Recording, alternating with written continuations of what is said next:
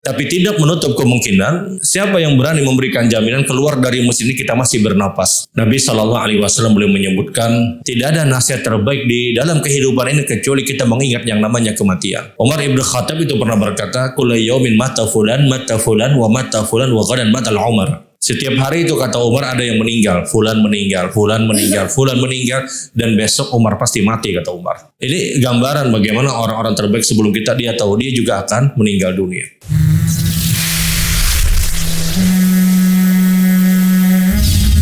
Assalamualaikum warahmatullahi wabarakatuh. Innal hamdalillah nahmaduhu wa nasta'inuhu wa nastaghfiruh wa na'udzu billahi min syururi anfusina wa min sayyiati a'malina may yahdihillahu fala mudilla lahu wa may yudlil fala hadiyalah. Asyhadu an la ilaha illallah wahdahu la syarikalah wa asyhadu anna Muhammadan abduhu wa rasuluh. Allahumma salli ala Muhammad wa ala ali Muhammad kama sallaita ala Ibrahim wa ala ali Ibrahim innaka Hamidum Majid. Allahumma barik ala Muhammad wa ala ali Muhammad kama barakta ala Ibrahim wa ala ali Ibrahim innaka Hamidum Majid. Ikhwanu fiddin, ibu-ibu, bapak, saudara-saudara, jamaah salat maghrib dan salat isya insyaallah Masjid Al-Khairat rahimakumullah. Alhamdulillah, mari sama-sama kita bersyukur kepada Allah Subhanahu wa taala. Walillahil hamd. Segala puji hanya senantiasa milik Allah Subhanahu wa taala. Kembali pada kesempatan malam hari ini kita bersama dikumpulkan oleh Allah di salah satu rumah dari rumah-rumah Allah, di dalam satu majelis dari majelis-majelis ilmu yang duduknya kita pada majelis ilmu di kesempatan malam hari ini. Setiap menit-menit yang kita lalui, maka kita nanti akan berhitung pada kehidupan akhirat. Karena tidaklah sebuah kebaikan yang dihadirkan oleh seorang hamba Allah, kecuali dia pasti mendapatkan ganjaran di sisi Allah Subhanahu wa ta'ala. Sedikit ataupun banyak, semua kita nanti pasti menghitung dan dihitung oleh Allah Subhanahu wa ta'ala. Bapak Ibu yang dirahmati Allah Subhanahu wa ta'ala, kita akan bersama dengan amalan-amalan yang besar sekali pahalanya, kemudian pahalanya itu panjang. Yang amalan-amalan ini dia punya potensi yang sangat kuat untuk menjadikan tempat kita di sorga itu jauh lebih baik. Karena masih mumpung masih hidup, karena kalau orang sudah mati tidak mau lagi sudah. Saban hari kita mungkin melaksanakan sholat jenazah, kita mendengar fulan meninggal, fulan meninggal. Tidak ada nasihat terbaik di dalam kehidupan ini kecuali kita mengingat yang namanya kematian. Umar ibn Khattab itu pernah berkata, "Kullu yaumin mata fulan wa mata fulan wa ghadan matal Umar." Setiap hari itu kata Umar ada yang meninggal, fulan meninggal, fulan meninggal, fulan meninggal, dan besok Umar pasti mati kata Umar. Ini gambaran bagaimana orang-orang terbaik sebelum kita dia tahu dia juga akan meninggal dunia. Kita jangan pernah berpikir hidup di dunia ini nak belawas-lawas. Anak 100 tahun karena targetnya sih, dan jangan sampai 100 tahun. Lucut sudah hidup 100 tahun itu. Uyuh benar sudah. Sitin sabain 60-70. Dan semua kita harus siap. 60-70 kata Nabi. Umumnya umur umat Rasul Sallallahu Alaihi Wasallam. Sekarang ada orang yang usia 50 tahun misalnya. Tinggal berapa tahun dia? Ada orang yang sudah usia 60 tahun, tinggal berapa tahun lagi yang tersisa. Ada yang 70 tahun, wah ini parak mana sudah. Meskipun yang 30 tahun bisa parak juga. Karena kita bicara hukum mayoritas. Hukum mayoritas. Hukum mayoritas, mohon maaf, nang tetuha telakas di kiau. Tapi tidak menutup kemungkinan siapa yang berani memberikan jaminan keluar dari masjid ini kita masih bernapas. Bahkan sehebat-hebatnya ahli kesehatan, profesor kesehatan pun tidak berani memberikan jaminan pada dirinya 1 detik berikutnya dia masih hidup. Tidak ada yang bisa berani memberikan jaminan. Yang harus kita sadari, kita pasti mati. Yang harus kita pahami, kita semua pasti diwafatkan oleh Allah Subhanahu wa ta'ala. Maka kita perlu untuk mengambil proyek akhirat sebaik-baiknya. Kadang kita detail sekali ketika bicara proyek dunia. Hendak ini, hendak itu, target ini dan yang lainnya. Target itu belum tentu kita capai. Boleh jadi kita sudah diwafatkan. Boleh jadi kita sudah diwafatkan oleh Allah Subhanahu wa ta'ala. yang harus benar-benar kita bikin proyek akhirat, karena kita pasti mati, kemudian kita pasti berjalan pada kehidupan akhirat yang dimulai dari alam barzakhiyah, menunggu ditegakkannya hari kiamat. Ada orang yang berada di alam barzakhiyah, di alam barzakh, di alam kubur itu mungkin ratusan tahun, bahkan ribuan tahun. Orang-orang yang meninggal itu ada yang ribuan tahun sudah. Dia menunggu ditegakkannya hari kiamat. Selesai alam barzakhiyah, kita berada di mahsyar, kemudian terjadi hisab, mizan, kemudian juga terjadi sirat, kontoro, dan selanjutnya. Dan sangat-sangat panjang kita tahu perjalanan akhirat. Makanya ketika orang-orang kafir, kata Nabi SAW, yang mereka sebenarnya punya hidup panjang pada kehidupan dunia, diberikan oleh Allah, ketika ditanya pada kehidupan akhirat, berapa engkau punya umur, berapa engkau punya kesempatan hidup pada kehidupan dunia, apa yang mereka katakan? Yaum au ba'du yaum. Kami ini hidup di dunia hanya sehari atau mungkin setengah hari aja. Padahal dia punya umur 70 tahun, mungkin 80 tahun. Kenapa mereka mengatakan sehari atau setengah hari saja? Karena mereka melihat bagaimana panjangnya akhirat, yang satu hari pada kehidupan akhirat itu setara dengan 50.000 tahun. 50.000 tahun dengan 70 tahun, 100 tahun di dunia, tidak ada apa-apanya. Makanya orang kafir itu berkata, kata Rasulullah, mereka hanya mengatakan yaum au ba'du yaum. Seakan-akan dia merasa hidup sehari ataupun setengah hari. Dan di zaman kita hari ini kita sudah merasa. Perputaran hari itu begitu cepat. Kadang kerasaan sudah seminggu, kadang kerasaan sudah sebulan, kadang kerasaan misalnya Idul Adha lagi. Dan ini dalil bagaimana dunia itu cepat, kata para ulama.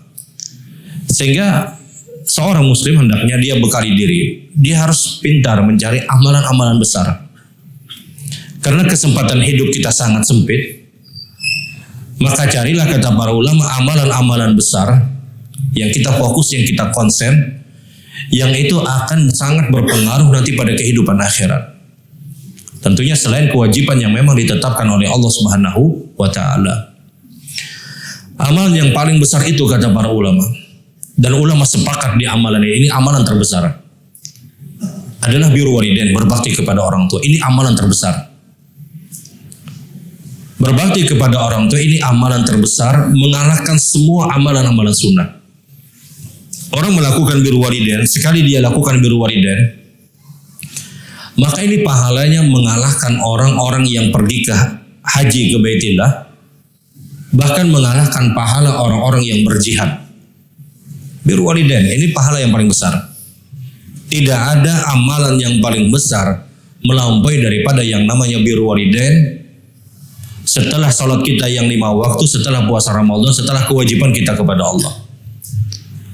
Setiap birru walidain yang dilakukan, maka ini pahalanya dicatatkan melebihi daripada orang yang berjihad, mengalahkan daripada orang-orang yang pergi ke Baitillah melaksanakan ibadah haji.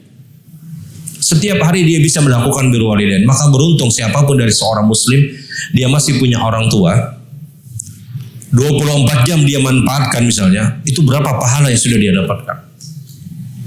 Setiap sekali dia melakukan kebaikan untuk orang tuanya, dicatatkan pahala melebihi daripada orang yang berjihad, melebihi daripada orang yang berhaji. Taruh misalnya sehari itu dia melakukan birru walidain 3 kali aja, sehari 3 kali aja. Sedikit aja, 3 kali aja.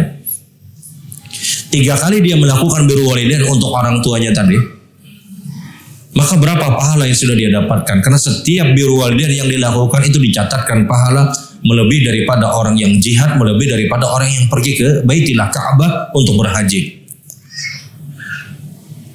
Dan ini amalan yang paling mudah untuk seorang itu berada dalam surga Allah. Dan kita tahu kalau orang tua kita sudah meninggal dunia, kita masih bisa birru walidain meskipun tidak akan pernah bisa maksimal dibandingkan orang tua yang masih hidup.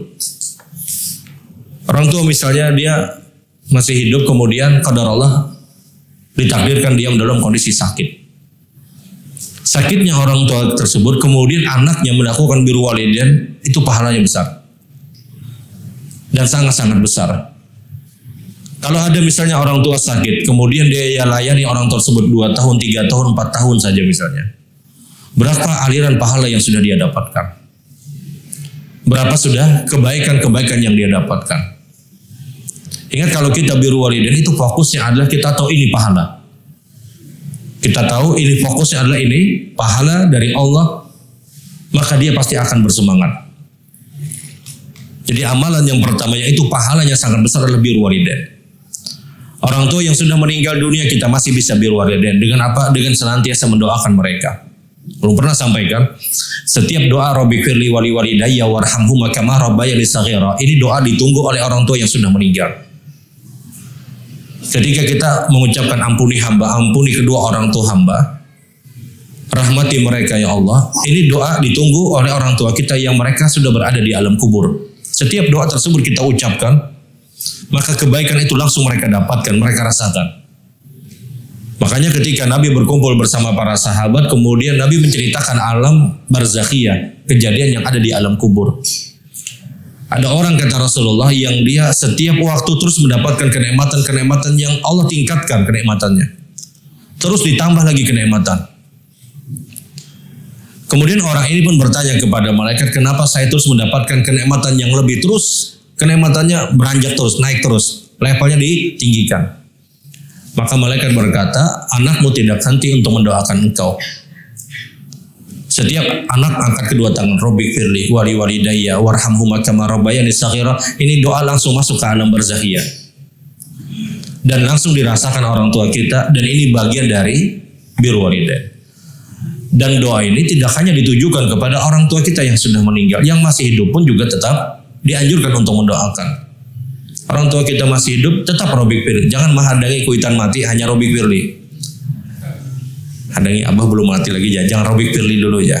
Rabbi firli wali walidayya itu umum untuk orang tua kita yang sudah meninggal ataupun yang masih hidup. Kemudian di antara amalan besar sekali yang sangat-sangat besar, yang itu berpotensi begitu kuat nanti derajatnya ditinggikan oleh Allah adalah orang yang melakukan sedekah jariyah. Sedekah jari ini amalan pahalanya terus kebaikannya kita dapatkan sampai ditegakkan di hari kiamat. Orang sedekah 1.000, 2.000, berapapun, seikhlasnya dia. 1.000, 2.000 ini yang sangat-sangat bermanfaat nanti khususnya pada kehidupan akhirat. Khususnya kalau sedekah tersebut dialamatkan dengan sedekah jariyah. Karena sedekah itu bermacam-macam modelnya. Ada sedekah biasa yang pahalanya putus ketika manfaat yang didapatkan itu sudah habis. Contoh, ada orang sedekah nasi bungkus. Sedekah nasi bungkus ini jangan dikatakan sedekah jariah, ini sedekah biasa. Ini sedekah biasa. Kapan pahala kita selesai? Kalau yang kita beri makan tersebut kemudian dia lapar lagi. Makanya menjulung nasi bungkus cari nangkar tapi nang orangnya penganyangan, jadi lawas kanyangnya. Kalau orangnya pelaparan ya sudah selesai pahalanya. Orang sedekah nasi bungkus dia dapat pahala, terus pahalanya mengalir sampai kapan? Sampai dia lapar lagi. Sampai dia lapar lagi. Maka selesailah, kata para ulama, pahala orang yang memberikan sedekah kepada orang karena manfaatnya habis sudah.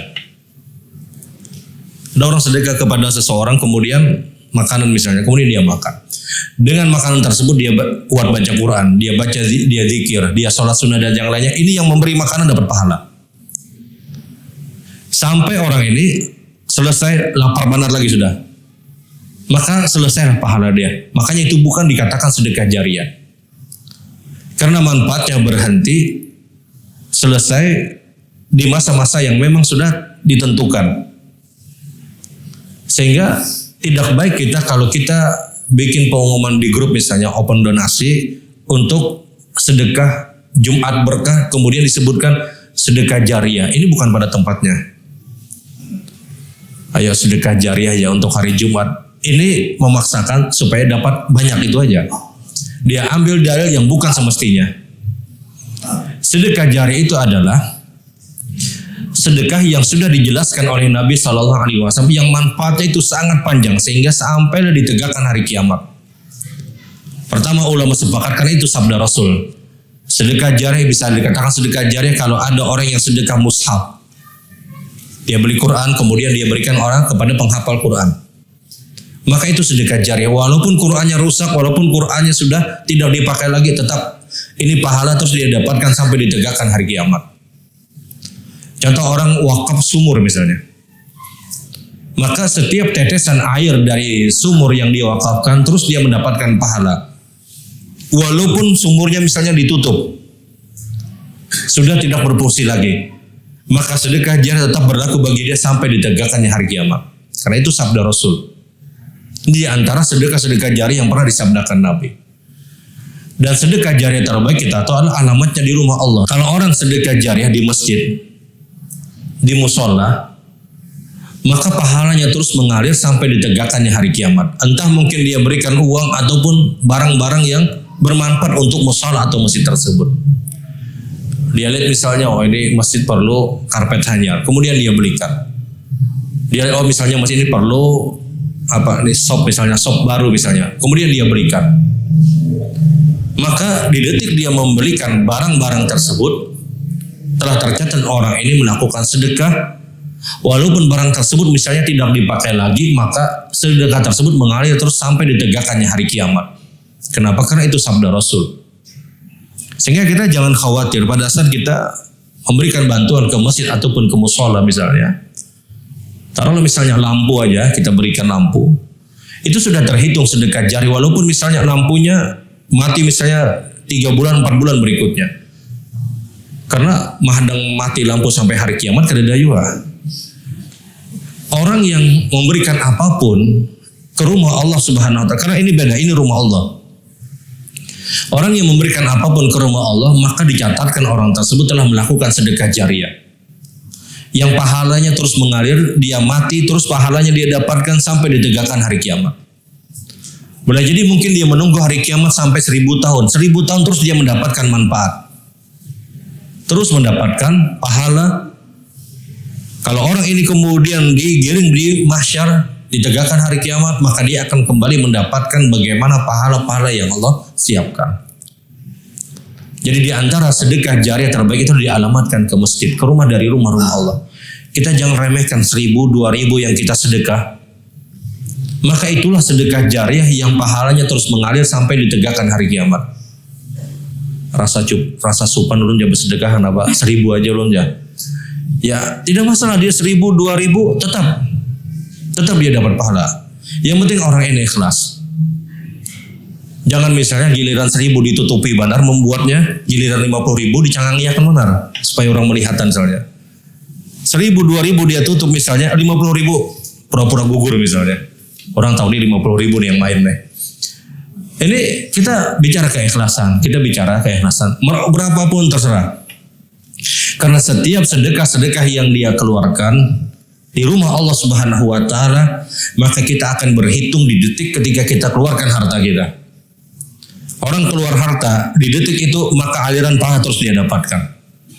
Terus kebaikan dia dapatkan, orang ini meninggal, maka terus dia mendapatkan pahala tersebut sampai ditegakkannya hari kiamat. Dan sedekah ini amalan yang pasti langsung dilihat oleh orang-orang yang berada di alam kubur, yang mereka langsung mendapatkan kenikmatannya. Makanya ketika Allah menyebutkan laula akhartani ila ajalin qarib fa asaddaqu wa aku minas salihin. Kalaulah seandainya kata Allah, kematian itu bisa ditunda, diakhirkan, maka sungguh orang-orang yang meninggal atau orang-orang yang berada dalam keadaan sakaratul maut, amalan pertama yang ingin mereka lakukan, mereka ingin sedekah. Kenapa? Karena Rasul menjelaskan, orang meninggal dunia kemudian dia berada di alam barzah, dia langsung bisa melihat amalan-amalan yang sudah dia lakukan. Dia sudah bisa melihat dan menikmati amalan-amalan yang sudah dia kerjakan pada kehidupan dunia. Oleh karena itu kalau ada orang yang meninggal dan dia orang yang baik, maka jenazah tersebut akan berkata, kata Nabi, kalaulah seandainya kalian mendengar apa yang mereka katakan, maka sungguh mereka mengatakan asri'uhu, segerakan aku. Makanya kenapa kita disunahkan untuk menyegerakan penyelenggaraan jenazah, agar kita lebih cepat untuk menghadirkan kebaikan untuk orang yang meninggal dunia, sehingga kelelahan-kelelahan yang sudah dia dapatkan pada kehidupan dunia, dia cepat mendapatkan balasan langsung berada di alam barzah. Ibadah itu lelah, tidak ada yang mengatakan tidak lelah. Sholat malam itu lelahnya luar biasa. Puasa itu lelah. Datang ke masjid itu lelah. Tidak ada ibadah yang tidak lelah, semuanya itu lelah. Bahkan zikir pun ujung-ujungnya pasti lelah. Kenapa kita lelah untuk mengucap? Maka kelelahan-kelelahan yang hari ini kita dapatkan, sekian puluh tahun kita sudah sangat melelahkan. Kita ingin apa? Kalau sudah mati kita ingin apa? Menikmati kelelahan tadi. Dengan pahala-pahala yang Allah berikan. Makanya orang yang baru meninggal, kita bicara seorang muslim yang baik. Orang yang baru meninggal kemudian rohnya itu dibawa ke atas, dibawa ke langit. Setiap dia masuk di pintu, setiap dia masuk ke langit yang pertama, maka malaikat-malaikat berkata, siapa roh ini roh yang baik.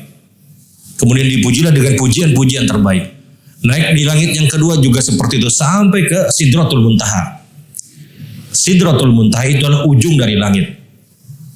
Sidratul Muntaha itu ujung dari langit. Kemudian Allah pun berkata kepada para malaikat, kembalikan roh ini ke alam barzah. Setelah kemudian dikembalikan roh ini ke alam barzah, maka segeralah dia mendapatkan kenikmatan-kenikmatan yang Allah siapkan. Untuk orang-orang yang ketika di masa hidupnya mereka lelah dengan ibadah.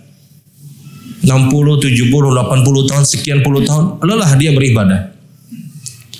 Maka kemudian dia langsung segera untuk mendapatkan kenikmatan yang Allah siapkan untuk orang tersebut. Artinya ibadah yang kita kerjakan ini, kita tidak ada yang menyangkal ini lelah pian datang ke pengajian, ini lelah, pasti ada yang pian korbankan. Paling tidak kita mengorbankan mungkin pada saat kita berada di rumah mungkin bersama anak kita, bersama mungkin cucu dan yang lainnya. Kesenangan-kesenangan ini yang kita korbankan. Tapi itu pasti akan dibalas oleh Allah Subhanahu wa Ta'ala. Sama sedekah. Sedekah itu juga pengorbanannya lumayan. Tapi pasti juga dibalas oleh Allah Subhanahu wa Ta'ala. Jadi setelah birrul walidain ini amalan yang sangat besar, kemudian sedekah, kemudian yang selanjutnya yang amalan tersebut pahalanya terus kita dapatkan adalah mengajarkan orang pada perkara-perkara yang baik. Walaupun sepele. Walaupun sepele. Udah ambil contoh mudah. Ada orang kada tahu Masjid Al Khairat misalnya. Betakun non pian di mana Al Khairat. Kemudian pian sampaikan alamatnya, pian sampaikan jalannya ini dan yang lainnya. Setiap orang yang datang ke Al Khairat pian dapat pahala. Setiap orang itu datang ke tempat yang dia tunjukkan, maka orang yang menunjukkan tersebut terus dapat pahala. Ini mengajarkan atau memberitahu perkara-perkara yang baik. Itu pahalanya panjang tanpa kita sadari. Makanya kalau ada orang misalnya di grup misalnya, kemudian dia bikin jadwal pengajian. Yang tukang share jadwal pengajian ini, setiap ada orang yang datang ke pengajian karena sebab ada orang yang men-share di grup, maka orang ini sadar tidak sadar terus dapat pahala. Boleh jadi ini pahala masuk kepada amal jariah. Kenapa? Karena di dalamnya ada kebaikan, kemudian ada majelis ta'lim. Padahal yang men-share itu berapa biayanya? Kada banyak benar juga. Di Hamburgnya misalnya 10 grup, 20 grup misalnya. Dari 20 grup itu ada aja yang membaca. Kira-kira ada aja yang membaca. Dan kira-kira mungkin ada aja yang mengambil manfaat. Anggap 1-2 orang saja yang mengambil manfaat dari share yang kita sampaikan di grup-grup tadi. 2 orang aja. Berapa pahala yang sudah kita dapatkan. Apalagi mendapatkan jumlah orang yang membaca kemudian dia mengambil manfaat dari apa yang kita lakukan. Ini sepele. Dan itu mudah. Setiap kebaikan yang kita hadirkan kepada orang yang kita beritahu ini adalah kebaikan dan dia melakukannya, maka kita terus mendapatkan pahala. Makanya kata Nabi SAW, Ad-dal ka khair ka fa'ilihi. Orang yang memberikan petunjuk kepada sebuah kebaikan, dia dapat pahala sebagaimana pahala orang yang melakukan kebaikan tersebut. Dan sampaikan satu sunnah saja kepada orang lain, kemudian dia praktekkan tanpa sadar, itu aliran pahala terus kita dapatkan. Kita sampaikan misalnya naik membaca subhanallah sehari 100 kali, alhamdulillah 100 kali, Allah Akbar 100 kali, la ilaha illallah 100 kali. Ini aja ikam amalatan. Kalau sebanyak-banyak itu pahala sudah banyak benar. Kenapa? Subhanallah 100 kali kata Nabi dicatatkan pahala seperti bersedekah dengan 100 ekor kuda perang. Siapa yang baca Alhamdulillah 100 kali kata Nabi dicatatkan pahala seperti dia bersedekah dengan 100 ekor onta terbaik. Yang baca Allah Akbar 100 kali kata Nabi dicatatkan pahala seperti membebaskan 100 orang budak. Yang baca la ilaha illallah 100 kali kata Nabi dicatatkan pahala yang kebaikannya memenuhi langit dan bumi. Dan hadis ini sudah diriwayatkan oleh Imam Muslim. Kemudian pian sampaikan kepada orang lain. Dan dia amalkan, maka terus kita dapat pahala. Tapi jangan menyuruh aja, menggawi ya juga. Dia sampaikan kepada orang lain, naik membaca ini, Pak. Aduh, usaha yang paling nyaman kita dakwah ini keluarga kita. Istri kita, anak kita misalnya. Kita cek, sudahkah baca subhanallah 100 kali, sudahkah baca ini? Ini pahala bagi kita. Jadi untuk berdakwah kita, biar kada harus jadi ustaz dulu, kada usah ngalingan. Ustaz itu ngalih mana sudah. Jadi ustaz itu berat mana sudah. Pokoknya kalau yang jadi ustaz kada boleh salah. Itu hukum pasti orang itu jadi ustaz. Kada boleh salah. Jangan kan boleh yang kayak ini, ustaz makan di warung sorangan kan jadi sorotan juga. Padahal makan itu halal aja. Kita dakwah kada perlu jadi ustaz. Kada perlu harus mondok dulu pian dapat kebaikan kemudian pian sampaikan. Maka berapa sudah didapatkan? Baca subhanallah 100 kali, alhamdulillah 100 kali, Allah Akbar 100 kali. Subhanallah 100 kali 2 menit selesai. Alhamdulillah 100 kali, Allah Akbar 100 kali, la ilaha 100 kali. Dan kita tahu hadis ini muncul ketika ada seorang Ummu Hani, sepupu Nabi SAW yang sudah tua, yang sudah sangat berat. Dia minta kepada Rasulullah, daluni anil amal. Rasul sampaikan kepadaku sebuah amalan yang dengan amalan tersebut aku terus dapat pahala besar sementara aku muda untuk melakukannya. Maka kata Rasulullah, kuli subhanallah, baca subhanallah 100 kali. Dan kau baca subhanallah 100 kali, maka catatan pahala yang kau dapatkan seakan-akan kau bersedekah dengan 100 ekor kuda perang. Harga kuda itu mahalnya luar biasa. Apalagi kuda jenis untuk berperang. Kuda yang terlatih. Kita hanya baca subhanallah, subhanallah, subhanallah. Ini baru satu keutamaan yang didapatkan dari kalimat subhanallah. Belum lagi setiap subhanallah dicatatkan pahala sedekah. Belum lagi setiap subhanallah yang kita ucapkan dicatatkan pahala. Dia mendapatkan pohon nanti di sorga setiap kalimat yang dia ucapkan. Sudah masuk? Ada kasam, Boy? Sudah belum? Sudah. Subhanallah wa bihamdika asyhadu an la ilaha illa anta astaghfiruka wa atubu ilaik. Assalamualaikum warahmatullahi wabarakatuh.